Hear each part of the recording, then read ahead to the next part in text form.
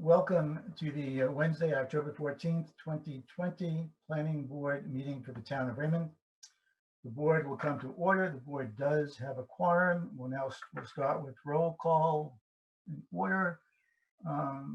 Mike, would you start us off? Mike D'Arcangelo. Kevin? Kevin Woodbury. Greg? Greg Foster. And Robin O'Neill. We have 4 members, makes a quorum. This is a public proceeding, and unless the board specifically votes to go into executive session, you have the right to hear everything that is being said and to look at all the exhibits that are presented. Please notify the chair if you are unable to see or hear. These meetings are being video recorded, and that recording, available from the town website, serve as the official minutes of these meetings. The board works from a published agenda, and we'll be considering tonight's items in the following order. We have a applicant from Jeffrey Buckley for a backlot driveway, some ordinance workshop work, any communications followed by adjournment. In each instance, the burden is upon the applicant to demonstrate compliance with the provisions of the applicable ordinances or state law. After the board votes on the merits of each application, it will prepare a written notice of decision, because a notice of decision may substantially affect any appeals rights. And also, as a matter of courtesy, the board asks that those attending the meeting with regard to a specific application not leave until the board has completed its discussion.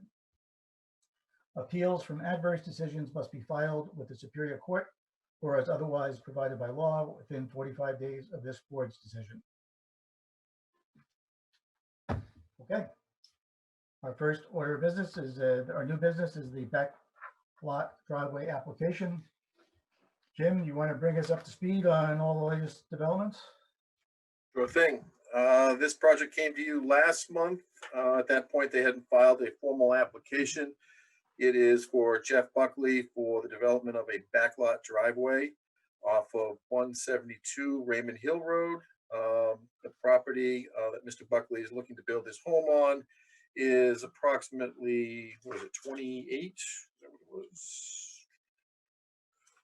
Got it written here somewhere. But it's a large lot, much larger than was required in the ordinance. And currently what the issue was that the Miller property, which currently has a driveway, actually was a back lot that never received town approval. We went through a lot of this at the last meeting. And the condition of concern was, if it was a back lot, it wouldn't meet the criteria for separation from existing driveways. We went through that last month, and the board took a straw poll where it would support the location for a backlot driveway, given that it's actually a driveway already, with the exception of that would only be for one more single family or dwelling lot. The property, as I mentioned, is off Raymond Hill Road. It slopes gently to the westward direction. There is a driveway in there currently that serves William Miller. Mr. Buckley is asking to add an additional 600 feet to the backlot driveway with a terminus turnaround. Fred Light has gone through the application and submitted a very complete application, what we consider complete. I'll let the board make that final determination. I did provide a memo to the board dated October 7th. We can go through that, or we can let the applicant make his presentation. A couple of items that we did note on there, which we had suggested for conditions. The applicant has already completed all, if not most of these. So I do have a draft preparation if the board is ready for approval this evening. But overall, a very complete application. I think they did a great job at pulling that together. I know we've been working on this for a while, but other than the waiver request, I think this one's pretty straightforward. Okay. Thanks, Jim. Rick, before we go to you, I think we'll get a motion to deem the application complete to move forward. Do we have a motion to do so? I'll make that motion. All right, motion is for Mike to deem the application is deemed complete. Do we have a second? Second. Second by Kevin. All those in favor, we have to have a voice. Mike? Yes. Kevin? Yes. Greg? Yes. And I'm yes. Okay, so application is complete. Moving forward. Rick, I'm going to turn it over to you, but I'd ask you first, a little bit out of order, just to discuss the warrant, the waiver application, because without that, everything else becomes really secondary. So if you would discuss the justifications for the waiver, I know it's in your write-up. We can do that, we can get through that, and then we can move to the rest of the application. You're muted, Rick.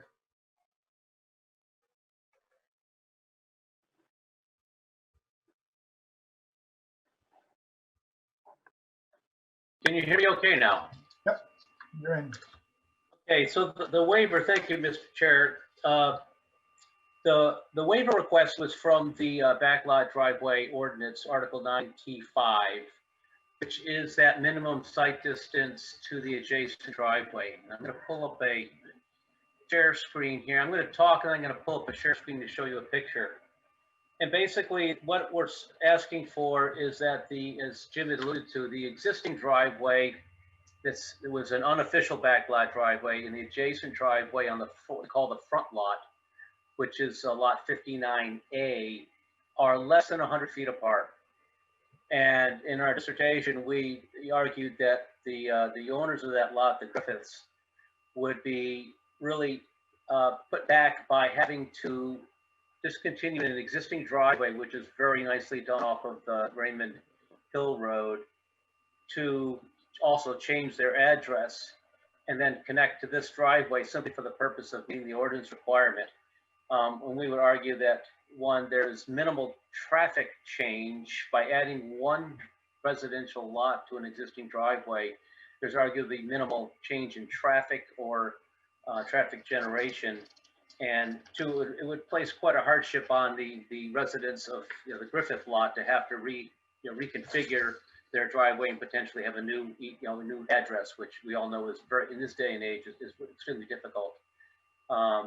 So for those reasons, we are asking the board to grant that waiver based on the fact that we don't feel that it's really a safety issue.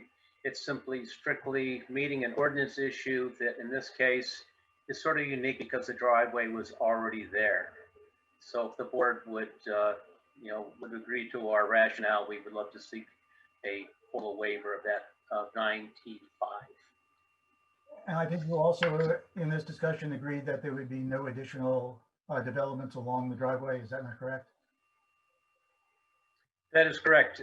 We have put on both the set of plans, which we'll talk about as we get into the project here, a survey right-of-way plan, which will be the plan the board will sign and get recorded, and the engineering site plans. Both of those have a note that indicates that lots 50, there shall be no additional lots or residences created on from the two back lots. So there will be no further subdivision, division, or residences created on those two properties. Okay. And Mr. Chair, we have looked at that and that we find that satisfactory. Okay. Does the board have any questions concerning the waiver request? What's being waived? I guess I'd like to know, I'm still struggling with this waiver issue. And Article 9T5 states, if the front lot is already developed. I thought, but maybe I misunderstood. I thought after our last meeting last month, it was determined that the back lot driveway actually had already been installed before the neighbor put in the driveway. Is that not true? That is correct. What had happened was William Miller was the original lot, and then he cut off a lot for Griffith in the front. De facto, he created a back lot with himself, but when the town issued the permit for Griffith, they never recognized that Miller had created this back lot. So Miller actually has the back lot, but it was never officially approved by the town. So because it was there and has existed, it's just kind of gone by the wayside. When Mr. Buckley came in for his application, which he's allowed to, which is essentially an extension of normally would be an extension of a backlot driveway to serve two lots. That's when we found out we had this issue. So we're kind of doing an after the fact backlot driveway. And because of the situation, the board with the straw poll determination kind of thought that a condition of approval would be, this is it, no more lot divisions off this unless that road or that backlot driveway is brought to a town private road standard. Okay, thanks. I mean, because for me, that makes it so that 9T5 is not really applicable. I mean, in a sense that Yeah, that, it is because we're dealing with it after the fact, but you're under undue circumstances here because it exists. There really is no other place to put this access for this lot. And the thought is, as Mr. Light pointed out, this really isn't going to create any additional traffic issues or substantial safety concerns because we're only issuing for one more lot. okay, all right, thanks. Yeah, Also, I think our justification should not be the safety concerns. I think the justification should be the fact that it was already existed and it has already been approved by de facto. Correct. Because I don't Yeah. want to get into the issue down the road with backlots, no safety issue. We don't have to have the same driveway. No. We waived it once. Why can't we waive it again? So the justification, I think, as presented, that there would be only one, there would be no future development, and that we are granting the waiver because of that the backlot was created and never really approved and already in existence. Right. And the town, even though it never formally accepted it, Right. has some ownership of this because they allowed the division of the front lot. Okay, Okay, Mike, you all right? I'm good, yep, thanks. Kevin, you okay? Greg? I'm okay. All right. Then I move that we grant the waiver as requested based upon the justification that the roads are already both driveways are already in existence. And by de facto, the town has approved the backlot as it exists. I'll second that. Any discussion? Okay, all those in favor, please signify by saying aye. I'll start with you, Mike. Aye, Kevin, Aye. Greg, I, and I'm a yes vote, so the waivers passed 4-0. Okay, Thank you. Kevin. Thank you. Rick, back to you, Rick, and then you can take up the rest of the project presentation. Great. If I could, Mary, could I get the file share so I can at least have a drawing to look at to help kind of point out things? Are you able to share screen? I'll try to see if I can. I think you have to enable me to do so. If you go to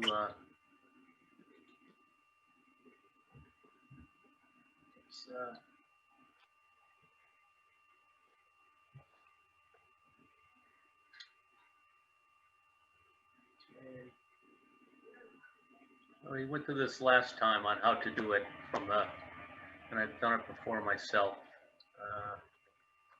I thought I was told that on your screen there would be a share screen button for you to select, if I remember correctly. Right now it says it's disabled, host disabled participant. So I think you have to activate it from your end. It's just a simple click. And I'm Yeah. trying to remember exactly where it is. I've done this before.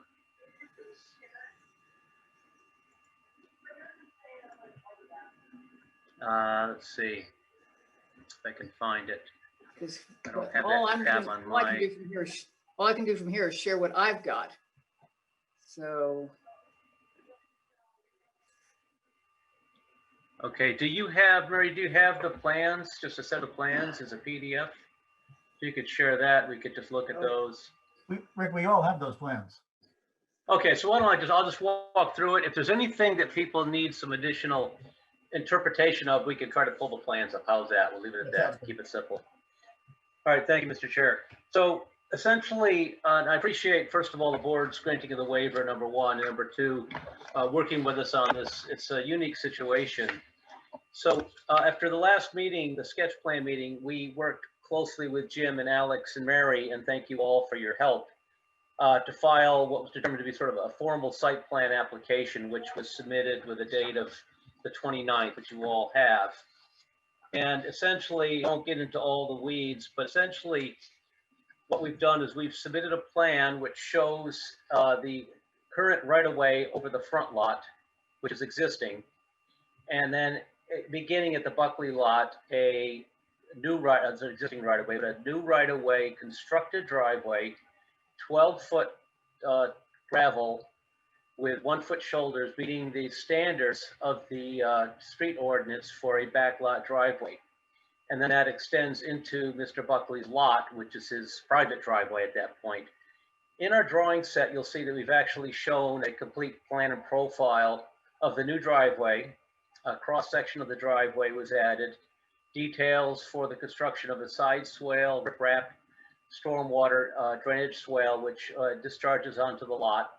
And we've added what'll be a deeded 100 by 100 foot buffer on the lot to meet the stormwater point standards for a wooded buffer, which meets the DEP requirements for those soil types, and added a level spreader per Jim's recommendations to the plan. So we have a very simple stormwater system which drains the new roadway to the lot, and the lot will have a wooded buffer which will be dedicated as a 100 by 100 foot wood forested buffer. The lot itself, the driveway itself, we presented that to the fire chief, had a discussion with the inspector, Wayne Jones, and subsequently Wayne issued a letter dated I think the 7th or the 2nd. And we've responded to all of his comments, we believe, including the following. One is to add the E911 address and road name signs at both the entrance off of the road, North Raymond Hill Road, and at the 90-degree curve where the road curves around. And we've added that to the plans. We've added some notes about cutting of vegetation to, I think it's 14.5 or 16 feet high. We've added a note about the turnaround and the driveway itself. The formal driveway would be signed with no parking signs, fire lane, and that detail has been added to the drawings and sent to to Inspector Jones for his review. I believe it's acceptable. So most importantly, we discussed with the chief his truck size being a 40-foot vehicle with 112-inch wheelbase. We modeled that with a turning movement template and provided that to the chief, and subsequently copied Mary as a PDF. I don't know if you've seen that, but we did a template to demonstrate that the turnaround is much larger than that is required by your ordinance. And so we've made that the 30-foot easement a little longer, and we've made the turnaround substantially larger to accommodate the turning movement of that particular vehicle, and demonstrated that it works. And secondly, the chief or Inspector Jones had asked that we widen the driveway from 12 plus 2, which is 14 feet, to 20 feet for a section by the turnaround, so that if there was a fire and one truck's pulled over, the tanker trucks can go by and get to a house fire beyond there. So we've shown that on the drawings, a 20-foot wide section of the road for about 90 feet. So I think we've made all those improvements. And additionally, the plans do show that we have overhead power, which we'll be bringing to underground and bring an underground service into the lot. And beyond that, I think we've met I think we've addressed all of Jim's comments, I believe, and if not, Jim, please let us know. And I believe we've addressed all of the chief's comments, which are all pretty minor. And the one thing I would like to note is that on the drawings, we put together the site plan for the building site in order to demonstrate the concept of the building. And I just want to be clear that, you know, the applicant isn't held to that exact footprint of the house. They're not held to the exact location of the house location once they get into their lot. We believe we're going to build that house in that location. We believe the footprint's going to be very similar. But to be clear that the approval of this plan, we put a note in the plan, does not obligate the applicant to build that exact footprint in that exact location once they're into their private lot.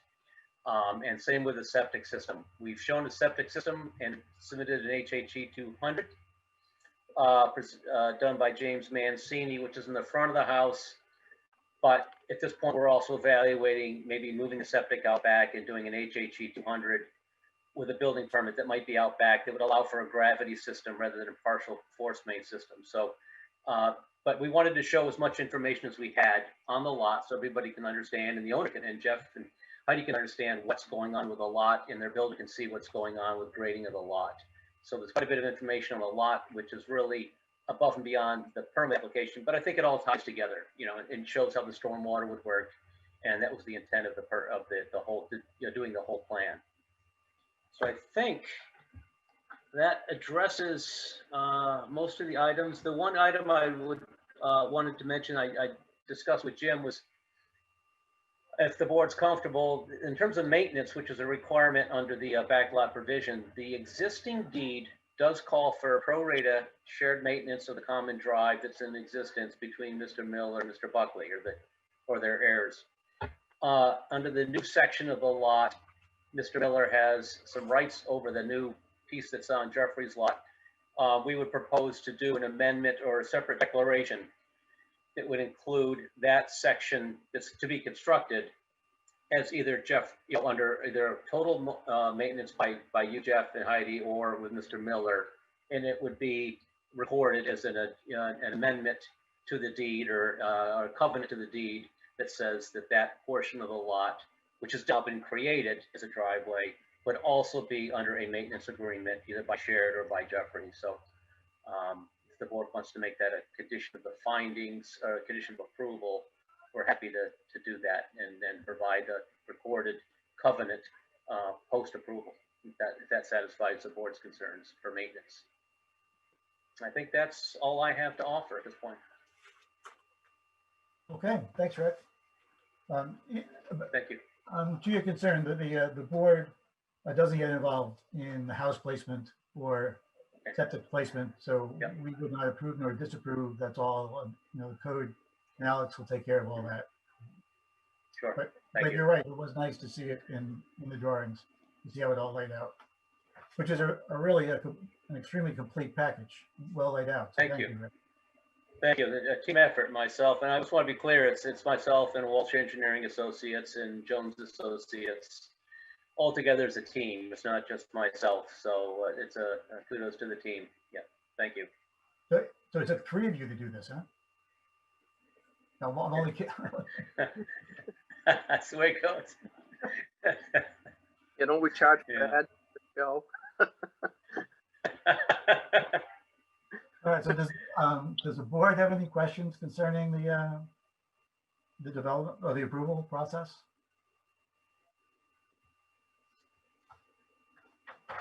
Wayne, you okay with everything, the changes that have been made?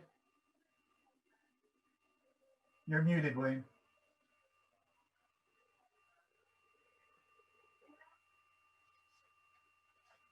Can you hear me now? Yep. Yes, with yesterday's submissions, the fire department concerns have all been addressed. Okay, excellent. Paper here.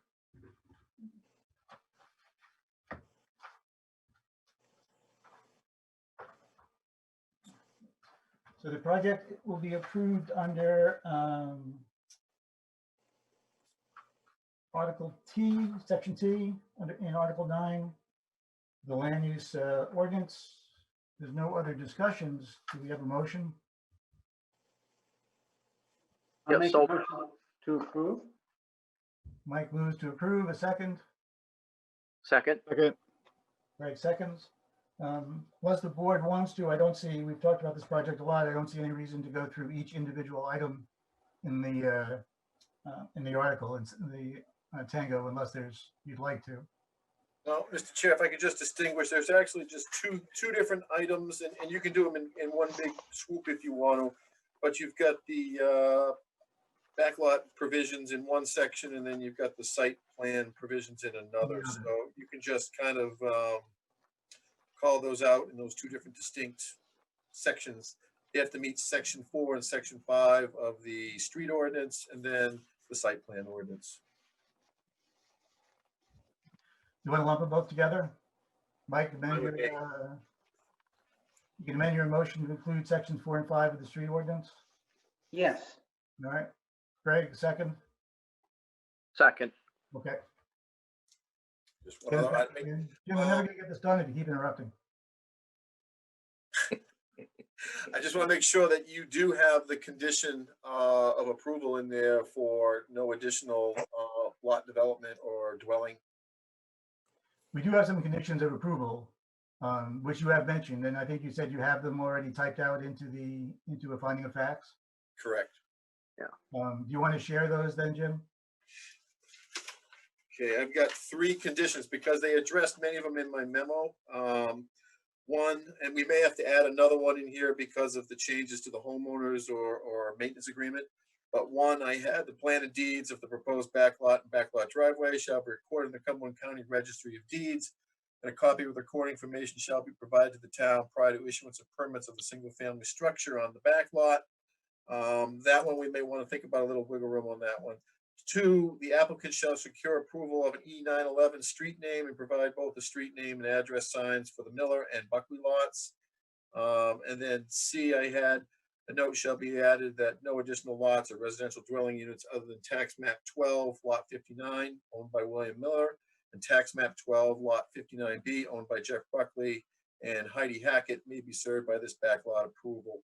The 4th one would be any amendment to the homeowner's agreement for maintenance of the road shall be filed and recorded prior to occupancy of the home.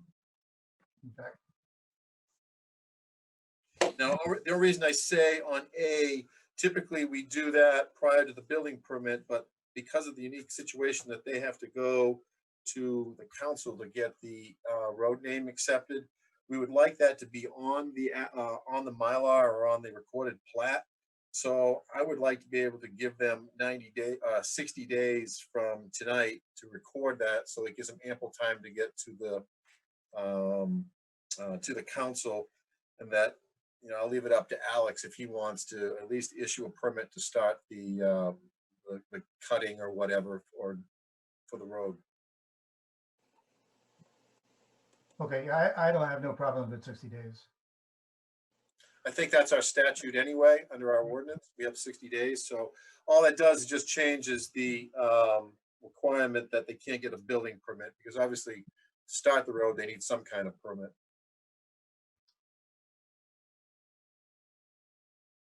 That will allow them to get the building permit, right? The approval tonight should allow them to get the building permit. I think in this case, the E911, we probably want to just strike out the piece in there that says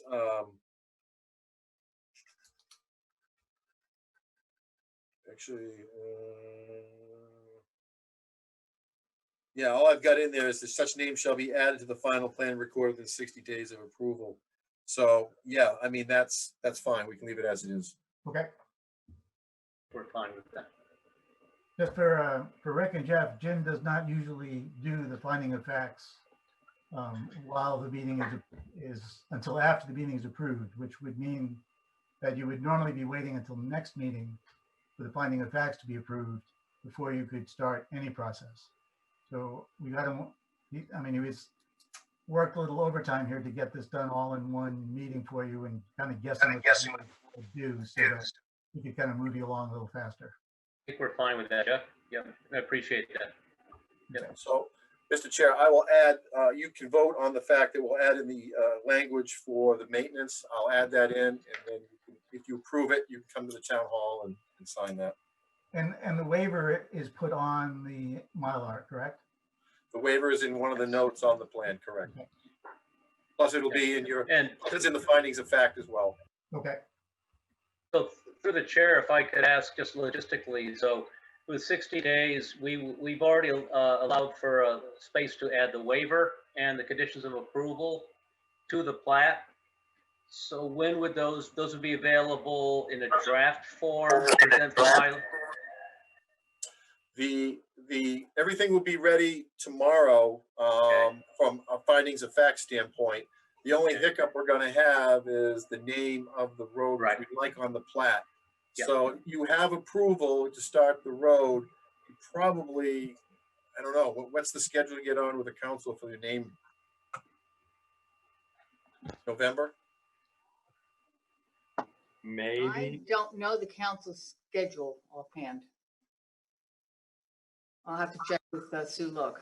I mean, I think Again, if the worst case scenario we have to do is we have to sign this plan as it is, and if we get the name, we have to come back and re-sign it again. That's the worst case scenario, if that solves some time crunch for you.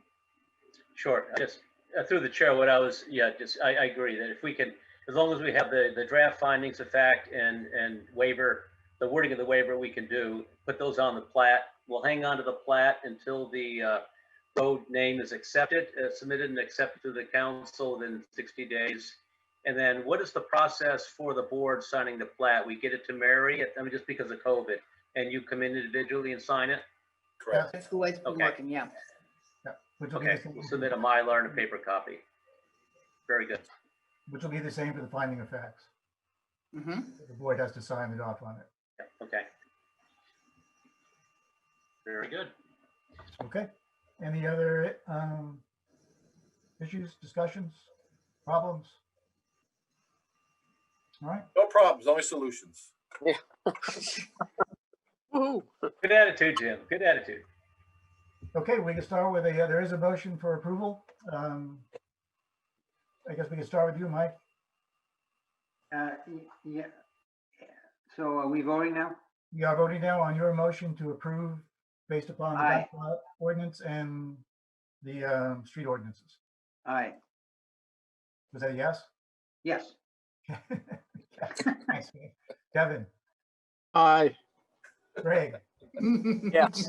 Aye. and I vote yes. The motion passes 4-0. Backlot's approved. You're all set there, Mr. Buckley. Great. Thank you very much. And thanks for working us through this kind of complicated project and doing it on short notice. So thank you all very much. Yeah, we'd like to thank you guys too, and we appreciate what you guys do. Thank you very much. You're very welcome. Sorry it took so long. Oh, it's all right. We're okay. Have a good night. Thank Thank you. Thanks, Rick. Okay. Thank you. Instead of moving directly to the ordinance workshop, Jim, is Dustin here? Yes, Dustin is here. We've got another back lot that is currently a back lot, but they would like to upgrade that to a private road. And part of that reasoning is this is off Sloan's Cove Road, which has numerous homes off it. It's a private road. It's been established for forever. And gentleman, Mr. Brown, would like to create a backlot driveway and has submitted an application which Alex and I have approved as a backlot driveway. One of the caveats in that, though, is that the private road that the backlot is coming off must meet town standards for 300 feet in both directions. That's a little bit of a burden on this road, and probably any road. I think when we created this backlot ordinance, the reason we did that was this was something that the planner and the code enforcement officer would be approving. So where they didn't have the ability to grant waivers, we wanted to make sure that the road section that the backlot driveway was coming off met town standards, be it private or public. So the only time you can get a waiver or any of those kind of standards is from planning board. So in this case, Mr. Brown has additional land, and we advised him on the fact that if he wants to do another lot down the road, he's going to the planning board anyway. For one more lot, he should just make it a private way, private road, private street, meeting the town standards for 1 to 4 lots, which is almost identical to a backlot driveway. And in that case, the planning board can take a look at the condition and potentially waive it. I think Alex and I have looked at this section of Sloan's Cove Road. It's in the upper part of the road. It's in very good shape. My suggestion would be it'd be something that the planning board could waive if it decides it's where it wants to go. But to help in this process, because they are building a home under strict schedule, we recommended that they come this evening, discuss it, so that the board would have some knowledge of the situation in the road section. And then they could come back in November with the board having some background on this, may be able to approve in one meeting. So this is kind of like a pre-application meeting, but more of a discussion. You're not taking any votes or anything like that. It's really to hear the applicant and show you their plan.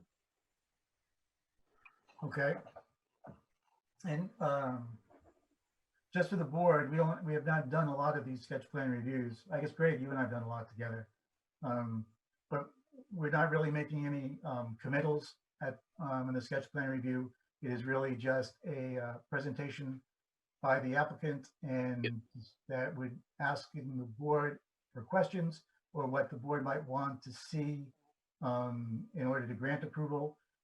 But it is not anything that you individually should feel compelled to voice an opinion one way or the other on individual points in the review. So Dustin, do you want to just talk a little bit about what you're planning and what you'd be asking the board for?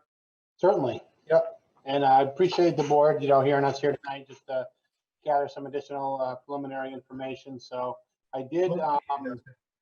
Only for you. I did. I've got my screen shared here. Are you able to see what I've got up here? Okay. So this is the survey of the portion of the land where we're proposing the backlot driveway / private road. So it's a little bit different from a private road standard in that the existing house that's served by this driveway is actually on the back land already. It's a rather long driveway that serves a house at the top of the hill. And what they intend to do here and what they're moving forward with is to essentially create a front lot that would have frontage and access from this this private way. So we had prepared this plan here, which is what we had submitted and worked with Jim and Alex on with a few edits. So this is what is conditionally approved as a backlot driveway currently. And some of the improvements that we're making to the existing roadway, the one that comes off of Sloan's Cove Road, we're adding a culvert in an area where it needed one.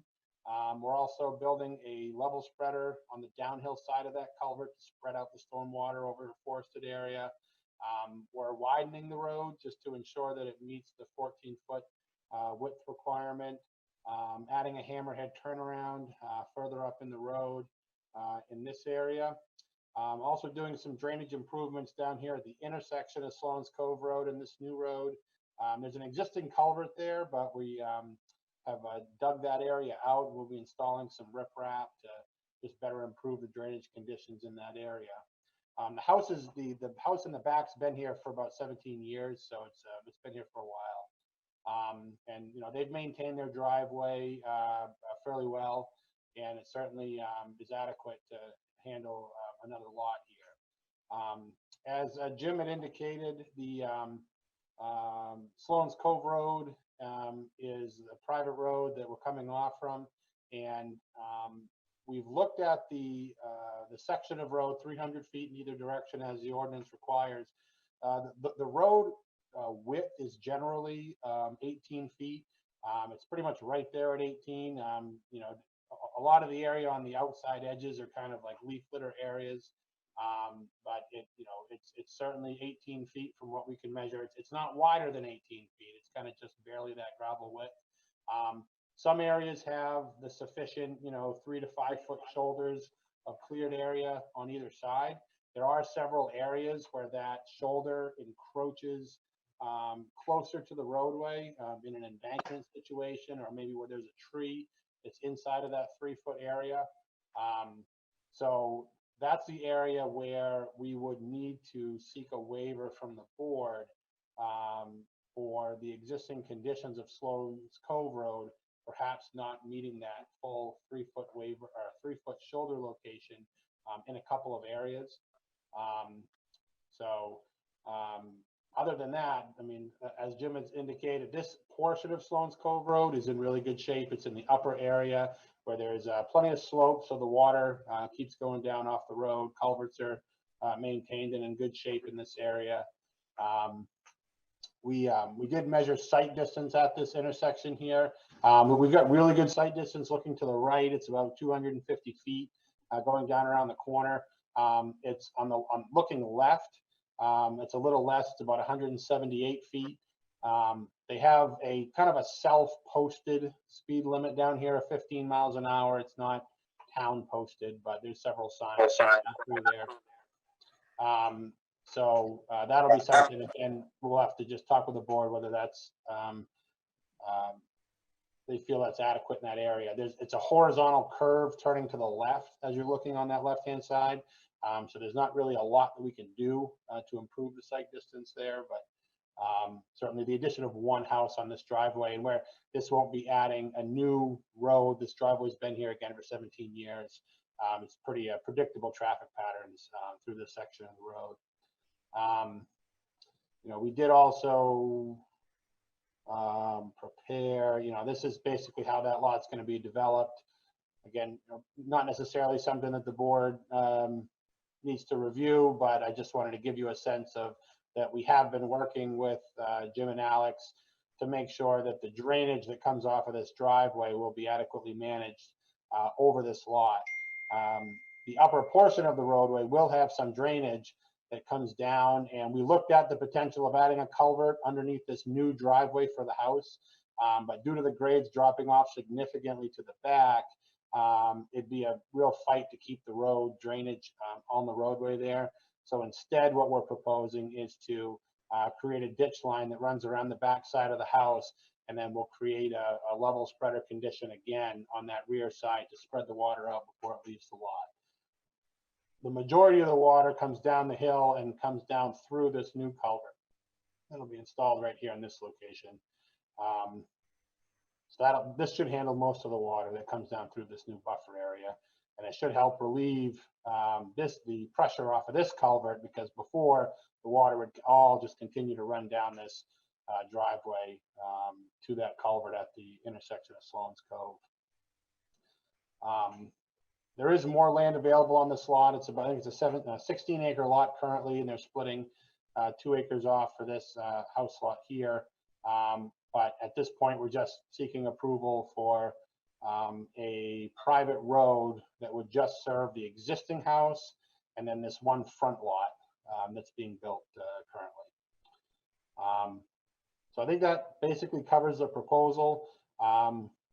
Certainly love to hear any feedback you can give us at this time, and as we put together our application, we'll come back in November with a complete plan for everyone to review.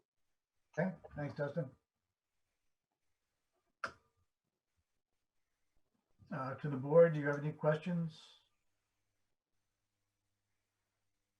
I don't. So for a 1 to 4 lot private way, does it have to be paved? No, it does not need to be paved. It can be gravel surface. Just let me give you a quick second here. I think the only difference is the shoulder width, but maybe not. Let me see. Yeah, it goes from 1 foot to 2 foot shoulders between a backlot driveway and a private road. Yeah, so it's just they have to add an additional foot on the shoulder of the road for a private way serving up to 4 lots. Yeah, thanks. The other little weird nugget in this whole thing is that while that provision for 300 feet in both direction applies to backlot, it doesn't necessarily apply to private road. While it's, you know, you have the authority to kind of go in there and take a look at the condition of the road it's coming off. There's no specific distance, unlike the backlot driveway, which, you know, we'll get into in a minute with some of our ordinance work, obviously. Okay. Well, I guess if we're talking about road condition, we probably want, Dustin, we want Nate to weigh in just to give us just some indication as to what his opinion of it is. I assume it's privately plowed. I'm not sure. I believe it is, but I'll confirm that with Nate for sure. Yeah, Mr. Chair, I think the one thing that we will request, maybe some advice to Dustin would be, it'd be good to have kind of a little bit more of a macro plan that we could see, you know, where 85 and just kind of a bigger plan so we can see how far this is from 85 and the conditions of Sloan Cove Road. And I think it would be helpful if we could have the distances of travel surface indicated on some of the sections going left and right from this intersection, as well as we'd want a statement as to, you know, what the general condition of the road is as far as the material makeup. Yeah, and if there's, so it's a private road, there's some sort of road agreement on, that exists now on plowing, right? Yeah, and they are a member of that association Oh, they currently. are, okay, They have rights to add additional lots to that. okay, perfect. Okay, I think the other thing too is, I see Wayne still here, is Yep. based on what we saw with the last applicant, you know, where that turnaround is on a little bit of a slope there, you know, just make sure you work with Wayne as far as the levelness of that turnaround section so that they can get the trucks in and out. Yeah, we've already added a no parking sign at the end of the road just to make sure that's not used, if someone doesn't park a boat there or something.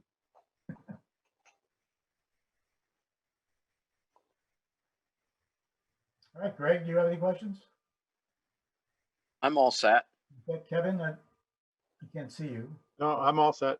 Okay, that's, all right, I guess, All right, no, this is very, very helpful. I appreciate it. And we'll be back in with our complete application, so you can, we'll review it in November. okay, thanks, All right. Dustin. Thank you. I think we still see your screen though. Yep, that's it.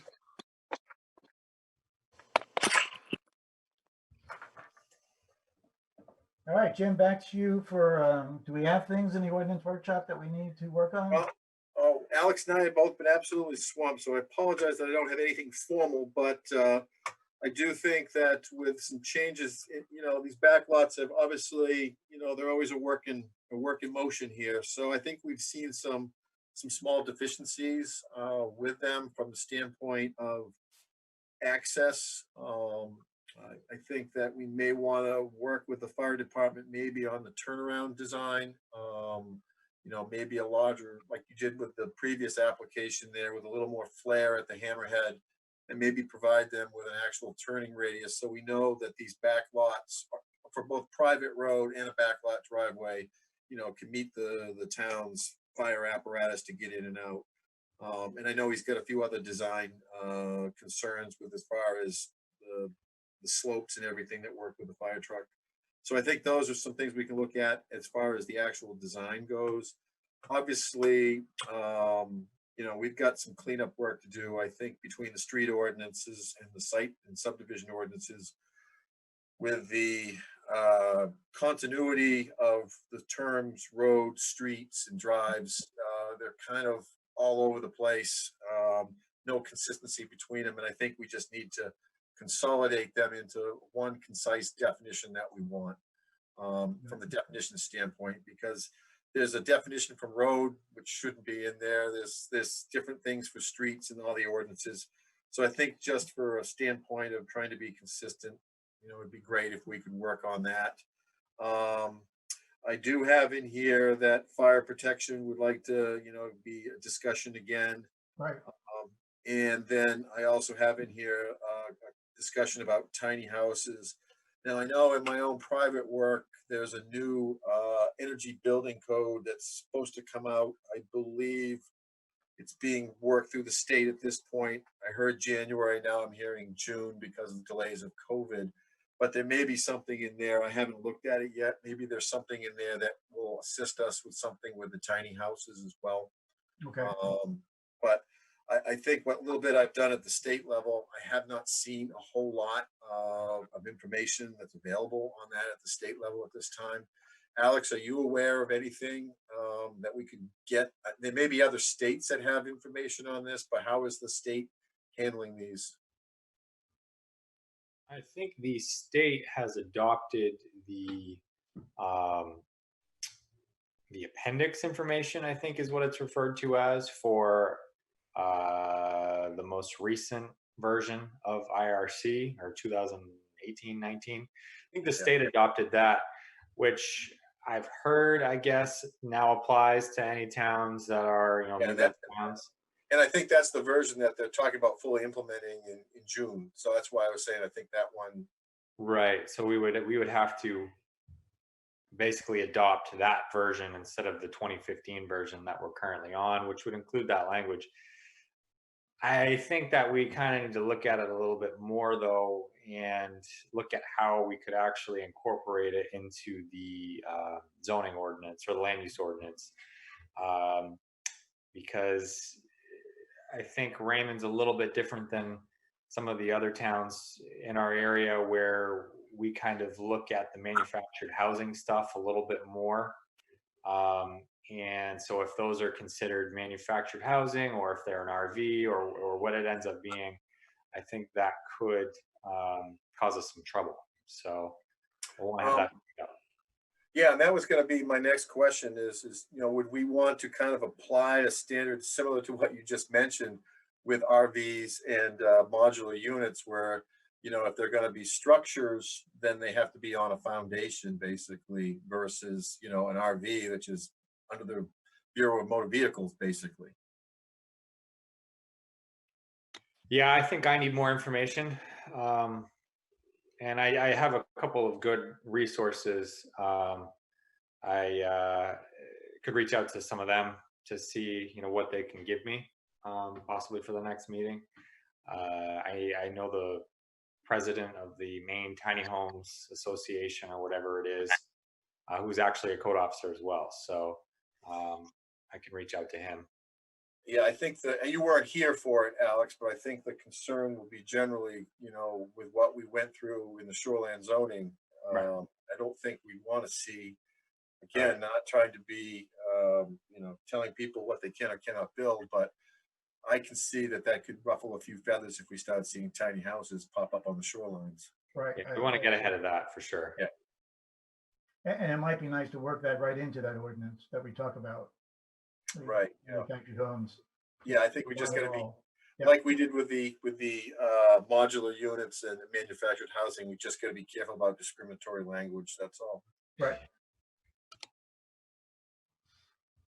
I did not receive anything from any of you as far as anything else that you had concerns on. I know, Wayne, you've got a draft from last time with regards to the fire protection, but I would like to be able to work with you as far as like what we just did with the Buckley lot, as far as, you know, good practices for the turnaround, making sure that, you know, either we have widened shoulders or wild travel space, whatever we want to call it in there.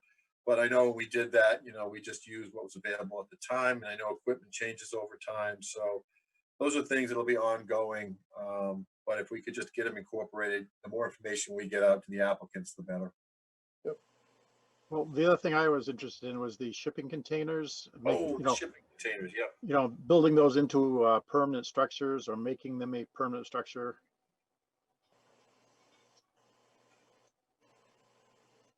Yeah, and I don't know if that falls under the new regulations coming out as well. I know all these both tiny houses and shipping containers are a trend that are rapidly growing across the country. As I told you before, I had a gentleman that did an accessory structure in a shipping container, and you know, I don't know if it was affordable by the time he got done, but it is kind of neat.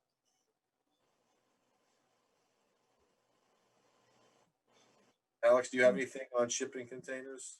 I don't. No, that's that'd be another one I'd have to do some research on. I have actually never run into that one. There's actually a company that actually provides design and details and build, I guess erects these things for people for various uses. And they're right, there's one company right in Maine.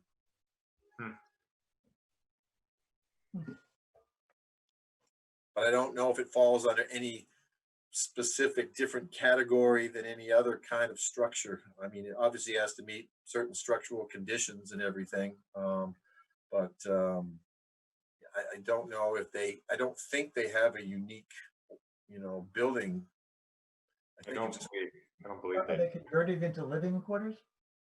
Yeah, yeah, even if it's accessory, it's a living. I don't know if it's a primary living condition, but I know they're used for accessory structures. Well, it would then have to meet all of the typical codes for a structure, would it not? Correct.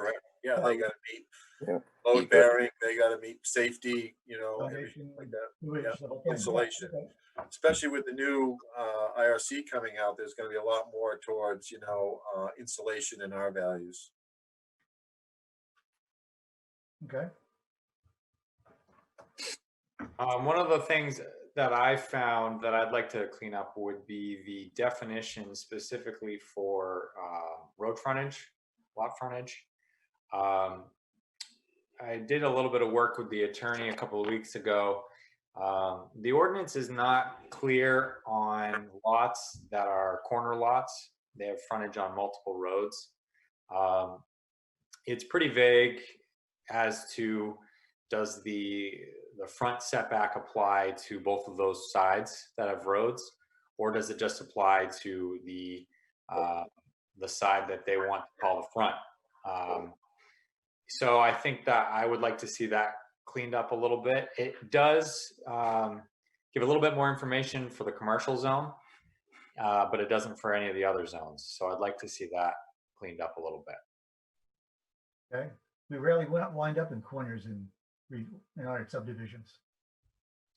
But It's this actually came up because someone built a foundation before they pulled the permit, and found out that they were too close to the front, but they're on a corner lot.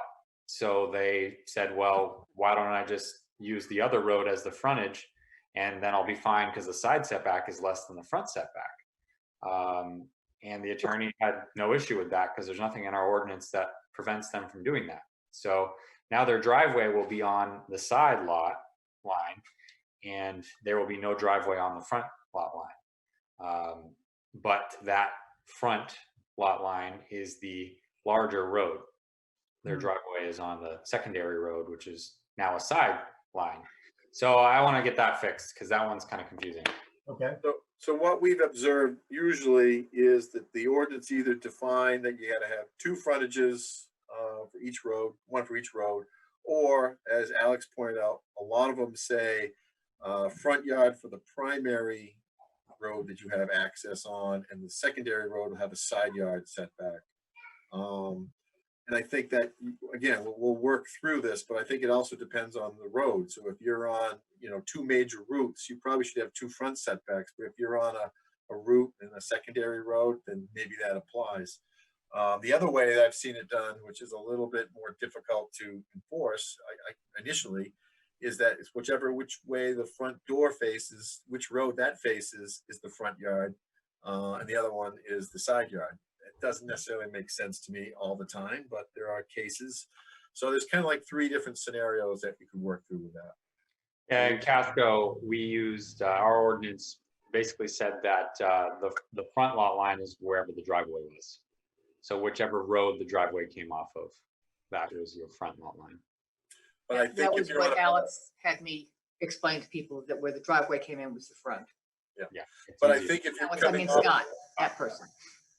but I think if it's on a busy road or a major town road, we'd want that house back a little bit off that road just to give you some, room. So I think the scenario of front yard should be the major route or the dominant road, and then maybe the side yard on the side yard. But we'll work through all those options with you as we go forward. Yeah, because if it's a major road, you're going to want the driveway actually coming off to the secondary road. Correct. But you'd want the house further back off of the Right. major road. Okay. But I guess the question I have for you is, like, with definitions and things, what is the best way to present this to you? Is it to give you the current definitions in kind of a format and then give you a crack at looking at what language we could implement? Yeah, that probably would be best. Just in a Word document, shoot it out in an email. And then for like tiny houses and shipping containers, I guess we can just see what we can find for available information. Not a whole lot out there at this point, but we can take a look to see what's available on the internet or through other communities. I had one more too, another esoteric one, sort of earth sheltered designs. Where'd you get all these, Kevin? Well, my first thing is, I have a degree in civil engineering, and I was before that in architecture. So these things are Okay. kind of spring forward. It's COVID. Way He wants back. to go underground, Bob. It's COVID. He wants to go Well, you underground. think about fire, wind, and temperature. You can't beat underground. I think the problem in Maine is called groundwater, though. Yeah, that's easy to. That's easy. If you're on the hill or something, yeah. If you're in a valley, it's pretty tough. But the side of a hill, hobbits have it. They know what to do.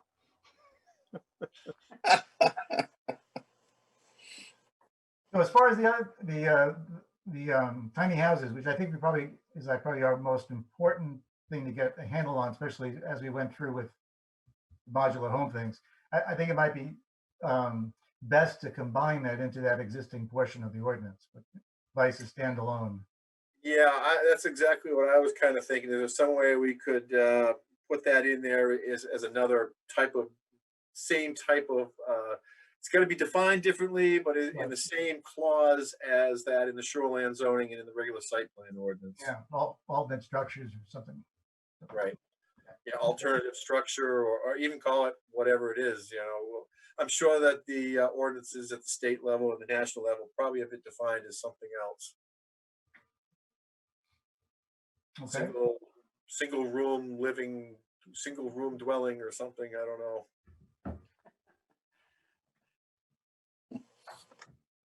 Kevin?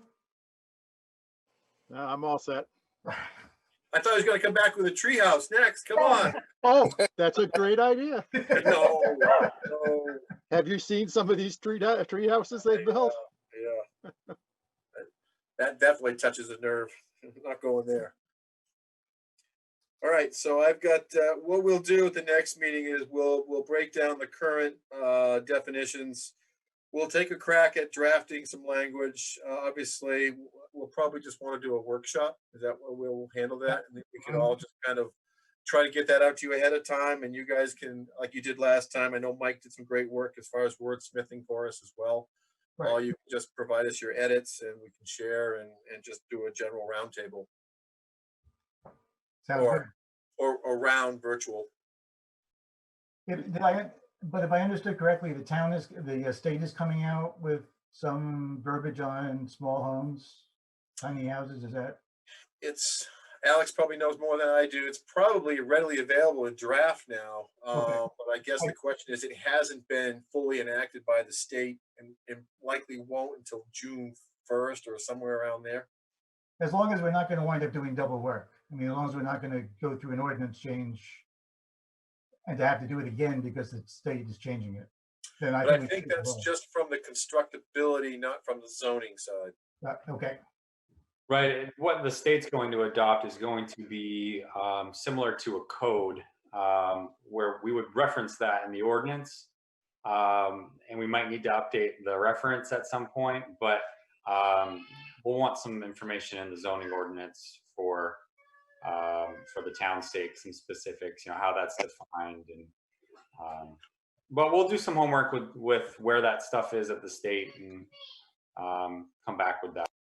Okay. The corner lot thing seems pretty easy to address too. Yeah, I think that's kind of a definition. Yeah. Yep. Okay. There's one other that Greg had that I had in my list here too, which was lot clearing. Yeah, that's right. And I think what Alex and I have kind of talked about is, I think that a lot of those provisions that were in the lot clearing ordinance were probably from when the Poland Water District controlled a lot of the development for the watersheds all going into Sebago Lake. And when that first round of phosphorus came out, they were trying to limit everybody to 15,000 square feet or less of clearing on their lots. So I'm guessing that probably some of that came from that early standpoint.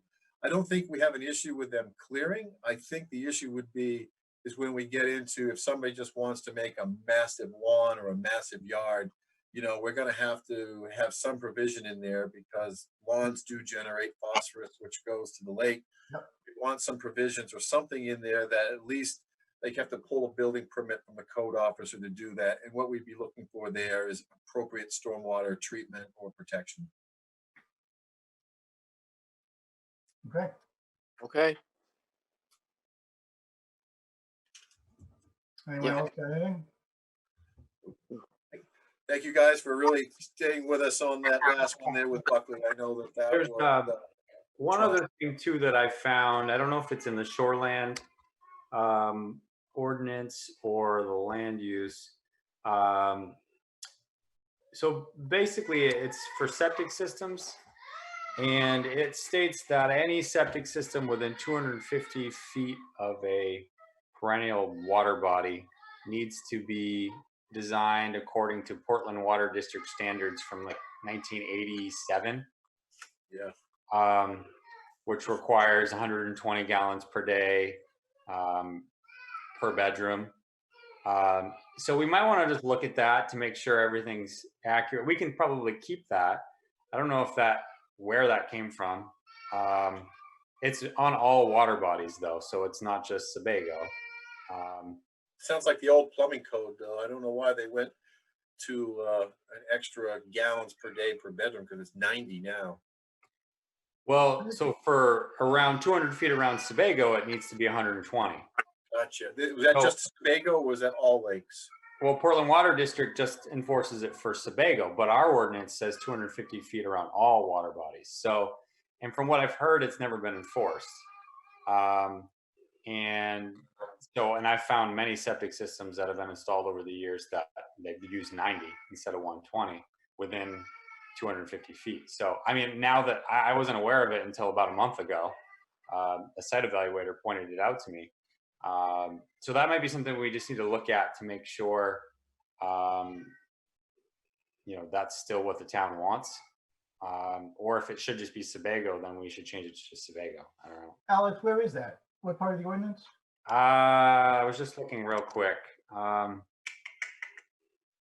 guessing it's got to be in the shoreline zoning. Yeah, so it's section 15, K6. All development or construction within 250 horizontal feet of a perennial water body shall meet the requirements of the regulations adopted by the Portland Water District on June 3rd, 1988. Okay. Which is interesting because it doesn't really even match up with our shoreline zoning, because our shoreline zoning is 600. So right, just kind of another arbitrary number out here that. And Portland Water District is now 200 around Sebago. So there's weird numbers here that, I mean, it doesn't seem to really add up. Well, I'd like to just do some research on that. I can look into that myself and see where that came from. And yeah, maybe we should reach out to like somebody like Chad Thompson or somebody at the Water District just to see, what they're looking for. Because I mean, all the lakes are essentially watersheds to Sebago Lake one way or the other. Absolutely, especially in Raymond, they're all headed that way. But I guess the question would be, what is the correct? I don't think that the standard from 1988 is probably in effect anymore. So Exactly. what is the applicable regulation we should be following now? And I guess the question will be the distance. What is what are they looking for distance, and what is the general census that makes sense? Yeah, that's kind of where I'm headed with this. I'd like to possibly see that reference updated, maybe with a new date if they have a new rule set or something they're working on. And then maybe if that is 200 feet, then we bring it down to 200 feet just so that we're in line with what they're usually asking for. But I mean, it says any perennial water body. So I mean, that's kind of a wide open interpretation too. To me, it should be, any great pond would be. Yeah, absolutely. It's just a bizarre one. So. Plus, I think it'd be interesting. I mean, I have no idea how much an average bedroom uses in terms of water per day. Seems like 120. Seems like a lot, but I have no idea. Well, actually, I think you'll find that 90 is a lot. You figure that a 3-bedroom house uses 270 gallons a day. Anybody that's on the Portland Water District realizes that you don't use that. I mean, you might, and I think what they gauge that off of, Mike, is that spike number that you could get up to in any given day. That's not the average that you see typically of a home use. I think it's just looking at that spike event that you might have once a year. So they're really trying to protect the it's got some conservation built into it, but I do believe that I've done some work with sizing sewer flows where you have sewer, and the sewer flow it's probably half or less of what the actual design rate would be. But how's that going to fit into our shoreline zoning? Well, I think that that's why we should work with the Portland Water District to see what their recommendations are and what they would like to see, obviously. And you go off of the state subsurface rules, which includes information for shoreline zoning. So that's its own rule set anyways, separate from the ordinance, and separate from Portland Water District. This is kind of just an added requirement on top of it, which is actually more strict. Raymond's applying it to more bodies of water than most towns. So it's like double strict. So are you saying that the plumbing code has a separate section dealing with great ponds or water bodies? No, well, the state subsurface wastewater disposal rules has information specific to systems within shoreline zoning. Gotcha.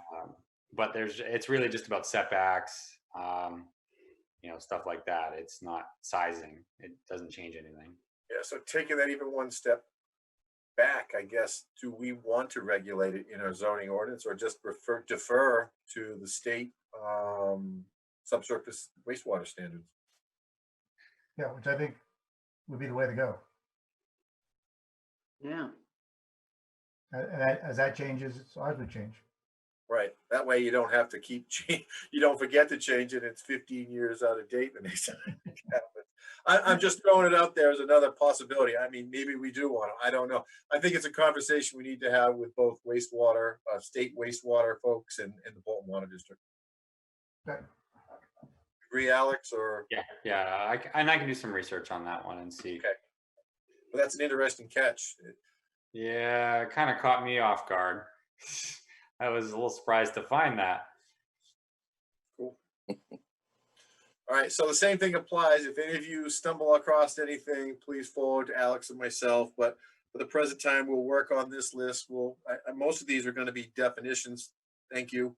Those are often easy to deal with, but tiny houses are going to, and shipping containers will be their own little caveat. And obviously, Wayne, anything you have with fire protection will be kind of a separate entity as well. But send it forward to both you and Alex, is that right? Yes.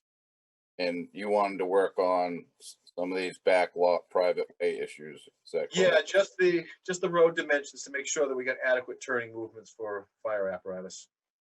And you also had a question about the grade or the percentage. Yeah, and just to make sure that whatever, I know we went up, I forgot, I think it was Floyd Brown's driveway. We did a test run up there on that slope. And, obviously there are just some sections that, if they're sustained, we just can't get the fire apparatus into. So what is the actual maximum? I know your NFPA or whatever your recommendations have some, but we just got to make sure they match up with what we've got in our road standards, because you're applying one thing and the road standards say something else. I'd like to have them all congruent. Yep.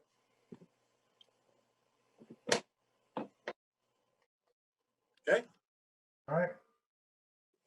See Everybody you in okay? November, yeah. I forgot to ask, did anybody want to go for a site walk to actually look at the Sloan Road and the other drive we're being asked to convert? It didn't seem like it was necessity, but if you wanted to, we could probably still set that up. The only thing I'm thinking is the sight distance seemed pretty short coming, I think, from the left. 160 or something. I mean, but Right. the speed limit is posted at 15. Yep. Yeah, it's pretty slow going down through there. Now, as you'll ask anybody, private roads are tough to enforce the speed limit. So, Right, sure. I think that probably 15 is probably a little too low to be basing a sight distance off, but maybe 20-25 is a little more reasonable. But if we do have concerns, there's not a whole lot they can do. But obviously, if we have concerns about sight distance, they can put up, signs warning up the driveway, ahead or something to that effect as well to improve if you have any concerns of that nature. I think they could also, Alex, if I remember correctly, they probably could prune back a few trees in there to improve sight distance as well. And I still think those trees are in the right of way. Yeah. Just going to work with the whole association on those type of things, though. Yeah. So there, if you have concerns about the site distance, you know, then we can make them, you know, like I said, do whatever they can to improve that, whether it be with signs or trimming the trees back, because it's the trees that are really blocking the site distance. Yeah, that sounds like a good idea to me. And then based on that, I don't think we need to go look at it. Okay. When Alex and I get the application in there, we'll take a closer look at those.